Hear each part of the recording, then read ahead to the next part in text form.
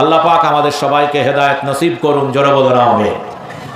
আমি আজকের এই আপনাদের মাহফিলের প্রধান বক্তা হিসাবে কোরআন হাদিসের আলোকে আপনাদের সামনে আমি একটি অল্প সময়ের জন্য বক্তব্য রাখব। মা বোনদের বলবো, আপনাদের বলবো, কথাগুলি একটু মন দিয়ে শুনবেন। আমি আশা করি আমার সমেত আপনাদের সকলের কাজে লাগবে। আমি পবিত্র কোরআন শরীফ থেকে সূরা সাফের একটি আয়াত পড়েছি। এর বাংলা মানে হচ্ছে যে কাফেরেরা মুখের ফু দিয়ে ইসলামের নূরকে নিভিয়ে দিতে চায়, তারা চেষ্টা করলেও পারবে না।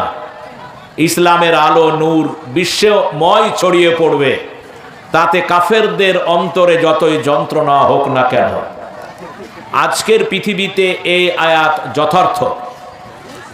আপনারা নিশ্চয়ই খবরের কাগজ, বইপত্র, মিডিয়ার মাধ্যমে শুনতে পান এবং জানতে পারেন যে ইসলাম নিয়ে বর্তমান পৃথিবীতে ব্যাপক আলোচনা চলছে। সেই আলোচনার যেমন ভালো দিকও আছে, সেই আলোচনার তেমন খারাপ দিকও আছে।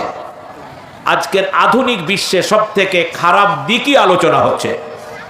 কিন্তু আপনারা জানেন, আমি সকল বিশ্ববাসীর উদ্দেশ্যে, দেশবাসীর উদ্দেশ্যে, বরিহানবাসীর উদ্দেশ্যে আমার বক্তব্য যে বর্তমান সময়ে আপনারা লক্ষ্য করলে দেখতে পাবেন যে এই পৃথিবীতে আল্লাহর কথা, আল্লাহর দ্বীন প্রচারের জন্যে সেই আবহমান কাল থেকে 1,24,000 পয়গম্বর পৃথিবীতে এসেছেন। সেই সমস্ত পয়গম্বরের দাওয়াত একটাই ছিল যে এই পৃথিবীর যিনি স্রষ্টা তিনি হচ্ছেন আল্লাহ। আল্লাহ পাকের কোনো শরীক আছে? জোরে বলো, শরীক আছে? সবাই এই 1,24,000 পয়গম্বরের বক্তব্য বিষয় ছিল লা ইলাহা ইল্লাল্লাহ। কারণ তৎকালীন সময়ে মানুষ এক আল্লাহর নামে বহু আল্লাহকে মানত। মূর্তি পূজা, গাছের পূজা, মানুষের পূজা, নেতৃবৃন্দের পূজা দিয়ে নিজের জীবনকে ধ্বংস করত এবং আল্লাহ পাকের জায়গাটা অন্য জায়গায় বরাদ্দ করে দিত। এটা যে ভুল পথ, এ পথ যে ঠিক নয়। এই পৃথিবীর যে স্রষ্টা আল্লাহ এবং মানুষের কিসে মঙ্গল হবে, কোন ধর্মটা ভালো, এটা জানান দেওয়ার জন্য এই পৃথিবীতে 1,24,000 পয়গম্বর পাঠিয়েছিলেন।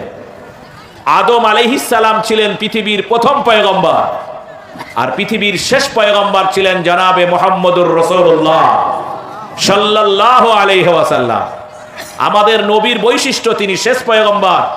আর আল্লাহর যে দ্বীন ইসলাম, ইন্নাদ দীনা ইনদাল্লাহিল ইসলাম, সেই ইসলামটাকে পরিপূর্ণ রূপে মানুষের মাঝে প্রতিষ্ঠা করেছিলেন। বড় আফসোস কি বাত, বর্তমান পৃথিবীতে মিথ্যাচারে, একদম গুজবে ভরে গেছে পৃথিবী ইসলামের বিরুদ্ধে। চলমান ঘটনা মাঝে মধ্যেই দেখতে পান আমাদের সমাজে। আল্লাহ পাকেরও সমালোচনা হয়, সমালোচনা হয় রসুলেরও। এই সমালোচনা থেকে যতদিন আপনারা বাঁচতে না পারবেন বা মানুষকে বুঝাতে না পারবেন, ততদিন ইসলামের বিরুদ্ধে সমালোচনা হবে।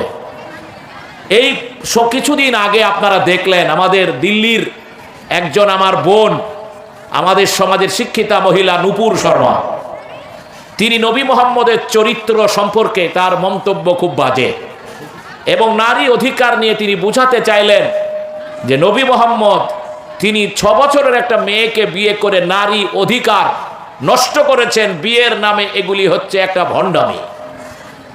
এই নিয়ে সারা দেশ তোলপাড়। এটা নিশ্চয়ই আপনারা শুনেছেন। কি হাত উঁচা করে একটু জানতে পারবো শুনেছেন কিনা? কথা বলেন, শুনেছেন না শুনেন নাই? এ নিয়ে অনেক জানহানি হয়েছে, মালহানি হয়েছে, মানুষের নানান কষ্ট হয়েছে। আমি এই ফাঁকে বলে রাখি,